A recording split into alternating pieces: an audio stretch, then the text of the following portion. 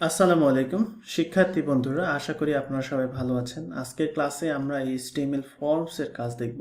ফর্মসটা হচ্ছে আপনারা যখন কোনো ওয়েবসাইটে রেজিস্ট্রেশন ফর্ম বা যে কোনো কিছু পূরণ করেন সেটাকে বলা হচ্ছে ফর্মস। এবং আমরা যখন ওয়েবসাইট তৈরি করব এই জিনিসগুলো আমাদের অনেক জানা প্রয়োজন, কারণ আমাদের এই জিনিসগুলো খুবই গুরুত্বপূর্ণ। তো চলুন আমরা শুরু করে দিই। প্রথমে আমরা ফর্মের জন্য এইচটিএমএল ট্যাগের ব্যবহার করব। তো সেই জন্য আমরা একটা হেডিং দিয়ে নিচ্ছি। আমরা আগের কোডগুলো একটু কমেন্ট করে রাখি। কমেন্ট মানে হচ্ছে আপনি এই কোডগুলো রাখতে চাচ্ছেন বাট আপনি মুছে ফেলতে চাচ্ছেন না। তো সেই জন্য আপনারা যেটা করবেন, কন্ট্রোল ধরে স্ল্যাশ দিলেই কিবোর্ডে এরকম চলে আসবে।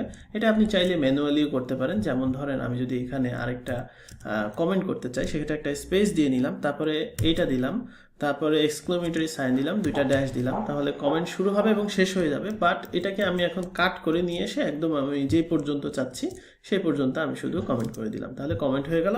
এই কোডগুলো থাকবে কিন্তু ব্রাউজারে এগুলো লোড হবে না। আচ্ছা, চলুন আমরা এখন ফর্মস শিখি। তো ফর্মসের জন্য আমরা হচ্ছে এখানে একটা ফর্মস নামে একটা হেডিং নিলাম, যেহেতু আমরা ফর্মস শিখছি। তো ফর্মসের জন্য আমরা প্রথমে যেটা করব সেটা হচ্ছে আমরা একটা ইনপুটের কাজ দেখব। সো ইনপুটের জন্য আমরা এখানে দিব ইনপুট, এবং ইনপুটটাও এটাও হচ্ছে একটা সিঙ্গেল ট্যাগ, অর্থাৎ ইমেজ ট্যাগ যেরকম আপনারা দেখেছিলেন সেরকম। সো আমরা যে ইনপুট লিখে এখন রিফ্রেশ দিচ্ছি, ক্ষেত্রে খেয়াল করেন এখানে ইনপুটের একটা ঘর চলে আসছে এবং এখানে আমরা কিন্তু টাইপ করতে পারছি। এটা হচ্ছে একটা ইনপুট। বাই ডিফল্ট আপনি ইনপুট লিখলেই সেটা একটা টেক্সট ইনপুট হবে, কিন্তু এটার বিভিন্ন ধরনের ইনপুট আছে। চলুন আমরা সেই কয়েকটা দেখি। তো আমরা যদি এখানে টাইপ নামে একটা অ্যাট্রিবিউট আছে, টাইপটাকে ইউজ করি, সেই ক্ষেত্রে এখানে দেখবেন যে অনেক জিনিস চলে আসছে বাই ডিফল্ট। এখানে দেখেন ইনপুট টাইপ বাটন, মানে এটা একটা বাটন হবে। টাইপ চেক বক্স, মানে এটাকে চেক করা যাবে। ইনপুট টাইপ কালার, মানে এটা একটা কালার পিকার হবে। তারপরে ইনপুট টাইপ ডেট, মানে এটাতে ডেট চুজ করা যাবে। ডেট টাইম মানে হচ্ছে একটা ইউনিভার্সাল ডেট টাইম চুজ করা যাবে। একইভাবে ডেট টাইম লোকাল, মানে আপনার লোকাল কম্পিউটারে ডেট টাইম চুজ করার জন্য। ইমেল মানে হচ্ছে ইমেল দেওয়ার জন্য। ফাইল হচ্ছে ফাইল আপলোড করার জন্য। হিডেন মানে হচ্ছে ইনপুটটা থাকবে কিন্তু ইউজার দেখবে না, অর্থাৎ ব্রাউজারে সেটাকে থাকবে কিন্তু ওটা দেখা যাবে না। তারপর ইনপুট টাইপ রয়েছে ইমেজ, চাইলে আমরা ইনপুট টাইপ ইমেজ ইউজ করতে পারি। মান্থ, যদি আপনার কোনো সময় শুধুমাত্র মান্থ দরকার হয় সেটার জন্য আপনি মান্থ ইউজ করতে পারেন। ইনপুট টাইপ নাম্বার হচ্ছে নাম্বার দেওয়ার জন্য। ইনপুট টাইপ পাসওয়ার্ড হচ্ছে পাসওয়ার্ড দেওয়ার জন্য। রেডিও হচ্ছে আপনার ওই যে যখন দেখবেন যে রেডিও বাটন থাকে, অর্থাৎ গোল আকারের ক্লিক করলে ওখানে সিলেক্ট হয়, সেটা হচ্ছে input type radio. Input type range হচ্ছে আপনি রেঞ্জ করতে পারেন, অর্থাৎ হচ্ছে রেঞ্জ যদি আপনি দিতে চান সেই ক্ষেত্রে। তো এখানে আরো কিছু রয়েছে যেটা আমি দেখাচ্ছি।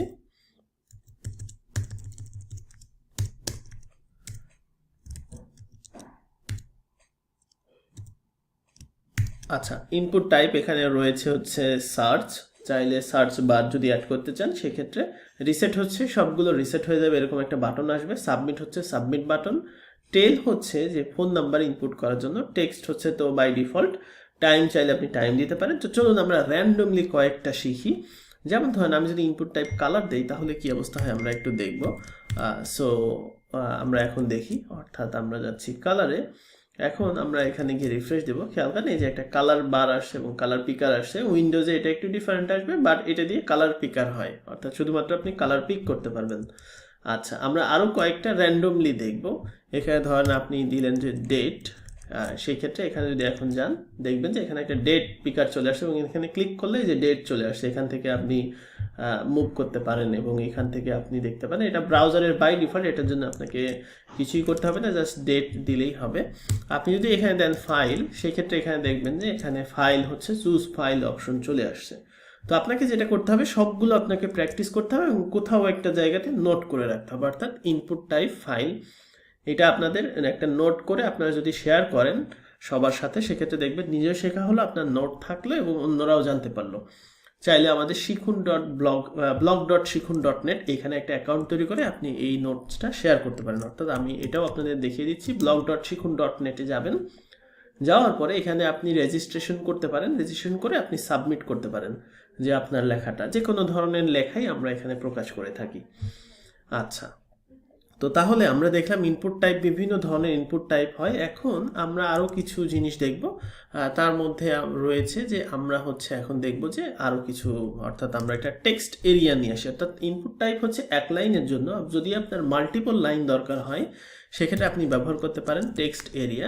টেক্সট এরিয়াটা হচ্ছে একটা ডাবল ট্যাগ, অর্থাৎ এটা যদি আপনি যান এটা হচ্ছে ডাবল ট্যাগ, অর্থাৎ খেয়াল করেন এখানে আমি হচ্ছে মাল্টিপল লাইন লিখতে পারছি, এটাকে চাইলে আমি বড় করে নিতে পারছি এবং এখানে এন্টার দিয়ে দিয়ে আরও লেখা আমি লিখতে পারছি। এটার নাম হচ্ছে টেক্সট এরিয়া। টেক্সট এরিয়ার বিভিন্ন ধরনের অ্যাট্রিবিউট আছে, যেমন হচ্ছে এখানে হচ্ছে আপনি যদি দেন হচ্ছে রোস, অর্থাৎ কয়টা রো আপনি চাচ্ছেন, কয় লাইনের, ধরেন আমি 5 লাইনের বাই ডিফল্ট চাচ্ছি, সো আমি 5 যদি দেই এখানে, সেক্ষেত্রে আমার এখানে 5টা লাইন 1 2 3 4 5, এই যে খেয়াল করেন 5 লাইনের টেক্সট এরিয়া আমাদের হয়ে গেছে। একইভাবে আপনি এখানে যদি দেন কলস, কয়টা কলাম হচ্ছে আপনি যদি এখানে 10 দেন, 10 কলাম, কলাম মানে হচ্ছে যে আর কি টেক্সটের একটা হচ্ছে মানে 10টা অক্ষরের হচ্ছে আপনি এটা। তো যদিও এটা আমরা সিএসএস দিয়ে ম্যানেজ করে থাকি, এছাড়াও আরও কিছু অ্যাট্রিবিউট আছে, সেগুলো আপনারা গুগল করে সার্চ করে জানতে পারেন। এখন ধরেন এই বিষয়টা আপনাদের বলি যে টেক্সট এরিয়া সম্পর্কে আপনি আসলে জানতে যাচ্ছেন যে কী কী ট্যাগ আছে, সেটা কিভাবে জানবেন। তো সেই জন্য আপনি যদি হচ্ছে টেক্সট এরিয়া MDN লিখে সার্চ দেন, সেক্ষেত্রে আপনি এখানে মজিলার ডকুমেন্টেশন পাবেন, অর্থাৎ হচ্ছে এই যে এখানে মজিলার হচ্ছে একটা চমৎকার একটা ডকুমেন্টেশন আছে। আপনারা যদি এখনই ডকুমেন্টেশনগুলো পড়া শুরু করেন খুবই ভালো হয়, এখানে সব কিছু ডকুমেন্টেশন দেওয়া আছে। তো খেয়াল করেন এখানে টেক্সট এরিয়ার আইডি আছে, নেম আছে এবং এখানে একটা এক্সাম্পল দেওয়া আছে, চাইলে আপনি এখানে কোড চেঞ্জ করতে পারেন, করেও এখানে সরাসরি দেখতে পারেন। এবং অ্যাট্রিবিউটস কী কী আছে সেখানে এখানে দেওয়া আছে, অটো কমপ্লিট হবে কি না, অটো কারেক্ট হবে কি না, এবং সেগুলোর ভ্যালু কি, সেই সবগুলো জিনিস এখানে কিন্তু দেওয়া আছে, খুব চমৎকার করে বর্ণনা করে দেওয়া আছে। যদিও আমরা এখনও সিএসএস শিখি নাই, বাট আপনি এই পর্যন্ত আর কি একটু দেখবেন যে এই জিনিসগুলো কিভাবে কাজ করে এবং কেন কিভাবে আর কি কাজ করে, এগুলো আপনি এখান থেকে দেখতে পারবেন। সব MDN-এ আপনি সবগুলোই পাবেন। এছাড়াও আরেকটি ওয়েবসাইট আছে যেটার নাম হচ্ছে W3 Schools, খুব চমৎকার একটা ওয়েবসাইট, যেখান থেকেও আপনি এখান থেকে বিভিন্ন ডকুমেন্টেশন পেতে পারেন। এবং এখানে দেখেন অ্যাট্রিবিউটগুলো খুব চমৎকার করে লিস্ট করে দেওয়া আছে, অর্থাৎ কী কী অ্যাট্রিবিউট হতে পারে সেই অ্যাট্রিবিউটগুলো এখানে দেওয়া আছে এবং ডেসক্রিপশন দেওয়া আছে। আপনি যদি এখন থেকে এগুলো পড়ার অভ্যাস করে থাকেন, ইন ফিউচার আপনার যে কোনো টেকনোলজি শিখতে খুব সহজ হবে। যদি এগুলো ইংরেজিতে, বাট আমি রেকমেন্ড করছি আপনারা ইংরেজিতে এগুলো শেখেন, কারণ আমরা এই কোর্সটি ইংরেজিতে আরও অনেক ফোকাস করব পরবর্তীতে।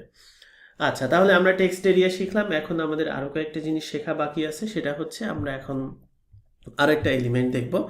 আচ্ছা, খেয়াল করেন এই এলিমেন্টগুলো পাশাপাশি হয়ে যাচ্ছে, কারণ এই এলিমেন্টগুলো হচ্ছে ইনলাইন এলিমেন্ট। আমরা পরবর্তীতে ইনলাইন এলিমেন্ট সম্পর্কে আরও জানবো, বাট আমরা একটা প্যারাগ্রাফের ভেতরে এগুলো নিচ্ছি যাতে একটা করে লাইন হয়। প্যারাগ্রাফ মানে একটা করে লাইন, সো আমরা একটা পি এর ভেতরে নিলাম। খেয়াল করেন এখন যদি আমি এখানে যাই, অর্থাৎ আমরা আমাদের ওয়েবসাইটে গিয়ে রিফ্রেশ দিই, যে নিচে নিতে আসছে, সো আপনি একটা প্যারাগ্রাফ দিয়েই করবেন, তাহলে ভালো হবে। আচ্ছা, সো আমরা আরেকটা প্যারাগ্রাফ দিব। এখন আমরা শিখবো হচ্ছে সিলেক্ট নেওয়া। সিলেক্ট মানে হচ্ছে, সিলেক্ট হচ্ছে একটা দুইটা ট্যাগের সমষ্টি। যখন কোনো একটা ড্রপ ডাউন ইউজ করতে চাই, সেক্ষেত্রে আমাদের এখানে সিলেক্ট ইউজ করতে হয়। সো আমরা হচ্ছে সিলেক্ট, এবং সিলেক্টও একটা ডাবল ট্যাগ, এবং এটার ভেতরে আমরা এক একটা অপশন লিখব। সো হচ্ছে অপশন, এবং এখানে আমরা দিলাম হচ্ছে অপশন 1। তারপরে হচ্ছে এখানে আমি এটাকে এখনো শর্টকাট সেট আপ করিনি, এই জন্য আমরা এখানে ম্যানুয়ালি কপি পেস্ট করি। অপশন 2, তারপরে হচ্ছে অপশন 3। সো এখন যদি আমি এখানে যাই, এখানে খেয়াল করেন এই যে অপশন 1 আসছে, বাট দুইটা অপশন এইভাবে সিলেক্ট আকারে আসছে, এটা হচ্ছে সিলেক্ট এলিমেন্টের জন্য। সো আমরা এখানে সিলেক্টটা আমরা দেখলাম। এখন আমরা দেখবো যে রেডিও বাটন কিভাবে কাজ করে। আচ্ছা, রেডিও বাটন আমাদের আগেই দেখা উচিত ছিল, অসুবিধা নেই, আমরা এখন দেখি। সো আমরা একটা প্যারাগ্রাফ নিচ্ছি, প্যারাগ্রাফ ইনপুট, তো আমরা এখানে দিব হচ্ছে রেডিও।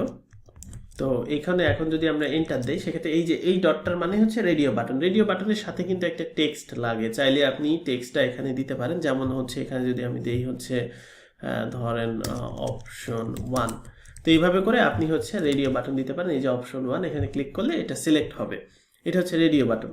এছাড়াও আরেকটা আছে হচ্ছে বাটন, শুধু বাটন। আমাদের অনেক সময় বাটন দরকার হবে ফর্ম সাবমিট করার জন্য বেসিক্যালি, সো আমরা হচ্ছে বাটন ট্যাগটা ইউজ করব।